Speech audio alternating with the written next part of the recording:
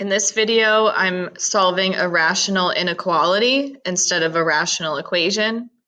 The first half of this is going to be the exact same thing you do when solving rational equations, which hopefully you've already seen those videos. Before you actually get into solving, you want to make a note of where this is undefined.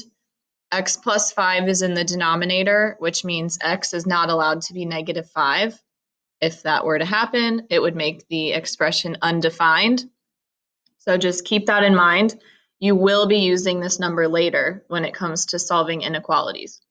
So you can just drop the inequality sign for now. We're going to do something later to help with the inequality. So when I solve these, I just write it as an equal sign and go from there. So the first thing you're going to do to solve for x is get x plus 5 out of the denominator. We do that by multiplying both sides by x plus 5, and then that would leave us with 8 is equal to 4 times x plus 5. Hopefully you know how to do this. If we're trying to solve for x, an option is to distribute the 4, which would give you 8 equals 4x plus 20. Subtract 20 to the other side. That would give you negative 12 is equal to 4x, and then to get x by itself, you would divide by 4, and that gives you x equals negative 3. Now, the reason I told you not to worry about the equal sign and the inequality sign is because what we're going to do is make a number line to figure out which intervals make this equation or inequality true. So not only are we going to use negative 3 on this number line, but we have to also use the number that made this undefined, or numbers in some cases.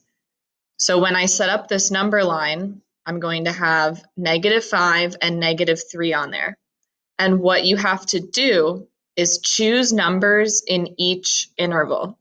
So these numbers cut this into 3 intervals. I have everything to the left of negative 5.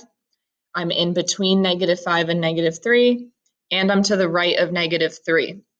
So you are choosing whatever numbers you want, as long as you're picking one from each interval. So if you choose to the left of negative 5, I'm going to use negative 6. If you want to use negative 10, negative 100, whatever you want to use, but I'm going to use negative 6. In between negative 5 and negative 3, I'm going to use negative 4, but you can use negative 4.5. You can use whatever you want as long as it's between negative 5 and negative 3. And then finally, to the right of negative 3, use whatever you want. I'm going to use 0 because anytime 0 falls in an interval, I think that's the easiest number to plug in. So that's why I'm going to use 0 there. So what you're doing is you're plugging it in to your original inequality. 8 over x plus 5 is less than or equal to 4. So what I'm going to do first is use negative 6. I'm going to replace x with negative 6, and I'm going to figure out, is the left-hand side actually less than or equal to 4 when I plug in that number? So here's my work for that. Again, I'm replacing x with negative 6. That gives me 8 divided by negative 1, which is negative 8. So then you have to ask yourself, is negative 8 less than or equal to 4? Since it's true, I like to use a check mark to say that this is good in this interval, in this section of my number line. So I highly suggest that you pause the video and plug in negative 4 by yourself and 0 by yourself and see what you get. See if the inequality holds true when you plug them in.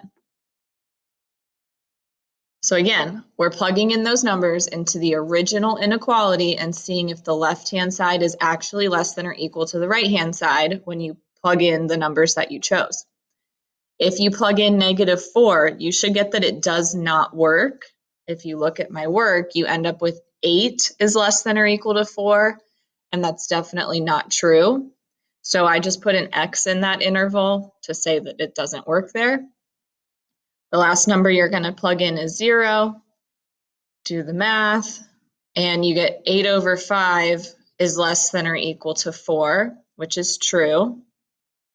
So I have my answers right here. You just need to know how to write them, but I know what intervals this is true. So everything to the left of -5 and everything to the right of -3. Now, you do have to be careful here. The actual problem has a less than or equal to sign, so you want to use that where it's possible.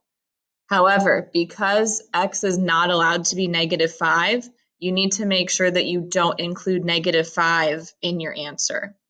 So the first way that you could write it is x is less than or equal to -5 and x is greater than or equal to -3. That's what we just found on this number line. Left of -5. Oh, I put an equal to sign there and I didn't mean to. That should not be there.